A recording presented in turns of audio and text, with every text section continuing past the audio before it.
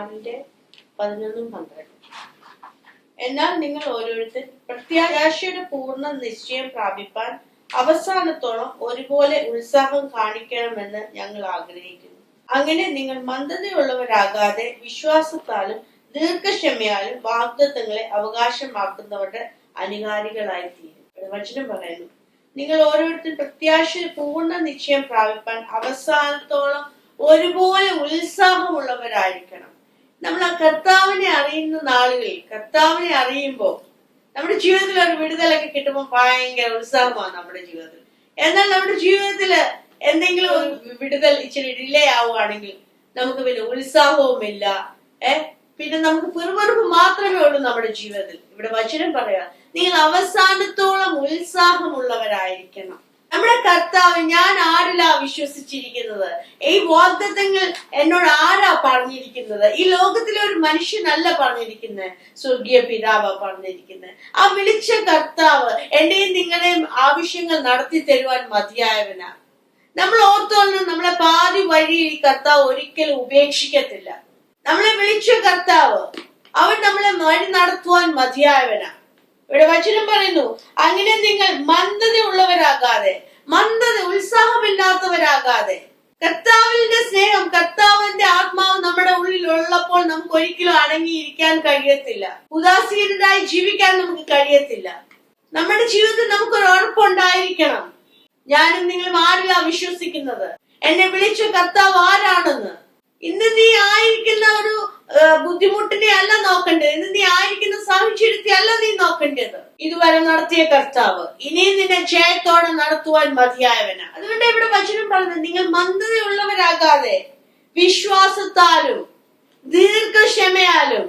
നമുക്ക് ദീർഘക്ഷമ വേണം. എന്റെ കർത്താവ് എന്നെ വിടുവിക്കുമെന്ന് പറഞ്ഞ് വചനത്തിൽ പറഞ്ഞിട്ടുണ്ടെങ്കിൽ, എന്റെ മേൽ ആ വാഗ്ദത്തം ഉണ്ടെങ്കിൽ അത് നിറവേറ്റി തരുവാൻ കർത്താവ് മതിയായവനാ.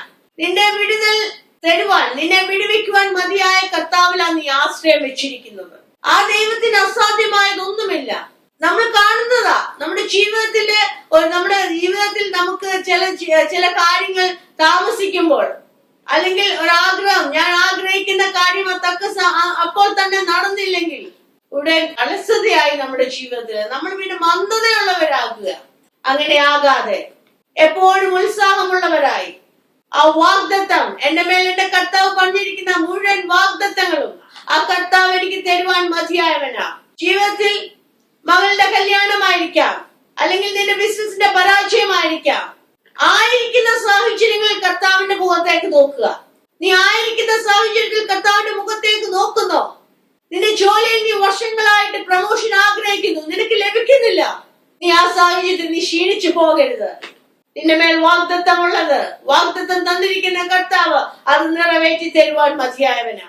നമ്മൾ വിശ്വസിക്കണം, ഈ കർത്താവ് എന്നെ വിളിച്ചെങ്കിൽ അവൻ എന്നെ നടത്തും, അന്ത്യത്തോളം അവൻ എന്നെ വഴി നടത്തും.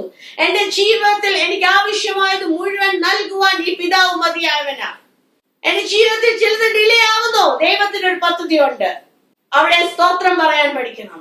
അവിടെ സ്തോത്രം പറയണം, കർത്താവേ നീ ഏറ്റവും ശ്രേഷ്ഠമായത് നീ എനിക്ക് ഒരുക്കി തന്നതിനായി സ്തോത്രം. നമ്മുടെ നാവിന്റെ മേൽ കർത്താവ് തന്നിരിക്കുന്ന അധികാരത്തെ നമ്മൾ ഉപയോഗിക്കണം, ക്ഷീണിച്ചു പോകാതെ വചനം ഉപയോഗിക്കണം. ഈ വചനം കർത്താവ് നമുക്ക് തന്നിരിക്കുന്നത്, ഞാനും നിങ്ങളും വചനം വായി കൊണ്ട് പറയണം. വായി കൊണ്ട് ഏറ്റു പറയുമ്പോൾ നമ്മുടെ ജീവിതത്തിൽ അത് അനുഗ്രഹമായി വെളിപ്പെടും. ഇവിടെ വചനം പറയുന്നു, അങ്ങനെ നിങ്ങൾ മന്ദതയുള്ളവരാകാതെ വിശ്വാസത്താലും ദീർഘക്ഷമയാലും വാഗ്ദത്തങ്ങളെ അവകാശമാക്കുന്നവരുടെ അനുകാരികളായി തീരും. നമ്മൾ ഓരോരുത്തരും ആ വാഗ്ദത്തങ്ങളെ പ്രാപിക്കുവാൻ തക്കോണം ഒരുക്കമുള്ളവരായിട്ട്, നിന്റെ മേൽ കർത്താവ് പറഞ്ഞിരിക്കുന്ന മുഴുവൻ വാഗ്ദത്തങ്ങളും അത് ആമേൻ പറഞ്ഞ് ഏറ്റെടുത്തോണം. നമ്മുടെ ജീവിതത്തിൽ അത് നിറവേറും, നമ്മുടെ തലമുറയുടെ മേൽ അത് നിറവേറും. കാരണം വിളിച്ചത് കർത്താവാണ്. ആ നല്ല ഇടയൻ നമ്മളെ ഒരിക്കലും കൈവിടത്തില്ല. വചനങ്ങളാൽ കർത്താവ് എല്ലാവരെയും അനുഗ്രഹിക്കട്ടെ. ഒരു നിമിഷം പ്രാർത്ഥിക്കാം. പ്രിയ പിതാവേ, സ്തുതിക്കുന്നു ഈ നല്ല ദിവസത്തിനായിട്ട് സ്തോത്രം. കർത്താവ് ഞങ്ങളെ ഓരോ നിമിഷവും വഴി നടത്തുന്നതിനായി സ്തോത്രം. കർത്താവെ, പ്രാർത്ഥനാ വിഷയങ്ങൾ നിന്റെ സന്നിധിയിൽ ഏൽപ്പിച്ചിട്ട് നിരാശപ്പെട്ട് ക്ഷീണിച്ചിരിക്കുന്ന വ്യക്തികളെ നിന്റെ കരങ്ങളിൽ ഏൽപ്പിക്കുന്നു. വിളിച്ച കർത്താവ് വിശ്വസ്തന. ഹല്ലേലൂയ.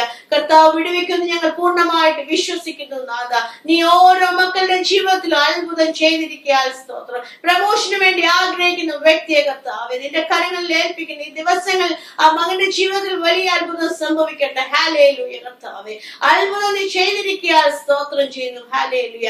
യേശുവിന്റെ നാമത്തിൽ കർത്താവെ, ഒരു മകളെ, ഹല്ലേലൂയ, നിരാശപ്പെട്ടിരിക്കുന്ന ഒരു മകളെ കർത്താവെ നിന്റെ കരങ്ങളിൽ ഏൽപ്പിക്കുന്നു. കർത്താവെ, ആ മകളുടെ മേലപ്പ ഇപ്പോൾ തന്നെ ദൈവത്തിന്റെ ശക്തി കർത്താവെ, പരിശുദ്ധാത്മാവ് ആ മകളുടെ ഉള്ളത്തോട് ഇടപെടട്ടെ. ഹല്ലേലൂയ. യേശുവിന്റെ നാമത്തിൽ കർത്താവെ എല്ലാ നിരാശയും മാറി കർത്താവെ. ഹല്ലേലൂയ. കർത്താവെ, ജോലി സ്ഥാപനത്തിൽ, ഹല്ലേലൂയ, ഹല്ലേലൂയ, ജോലി സ്ഥാപനത്തിൽ എന്തൊക്കെയോ വിഷയങ്ങളെ ഓർത്ത് ഭാരപ്പെട്ടിരിക്കുന്ന വ്യക്തിയെ കർത്താവെ നിന്റെ കരങ്ങളിൽ സമർപ്പിക്കുന്നു. അപ്പൊ നീ ആ മകന്റെ ജീവിതത്തിൽ അത്ഭുതം ചെയ്തിരിക്കാൻ സ്തോത്രം. പൂർണ്ണമായ ഒരു വിടുതൽ നീ നൽകിയിരിക്കാൻ സ്തോത്രം. കർത്താവ്, എല്ലാ മക്കളെ നിന്റെ കരങ്ങളിൽ ഏൽപ്പിക്കുന്നു. നാഥ, നീ ഓരോരുത്തരുടെ ജീവിതത്തിൽ അത്ഭുതം ചെയ്തിരിക്കാൻ സ്തോത്രം. നീ സകലത്തിനും മതിയായവനാകിയാൽ സ്തോത്രം. നീ ഞങ്ങളുടെ ജീവിതത്തിൽ വിടുതൽ നൽകുവാൻ മതിയായവനാ. നീ സർവശക്തനാണല്ലോ നാഥ. നീ അത്ഭുതം ചെയ്തിരിക്കാൻ സ്തോത്രം. യേശുവിന്റെ നാമത്തിൽ തന്നെ. ആമേൻ.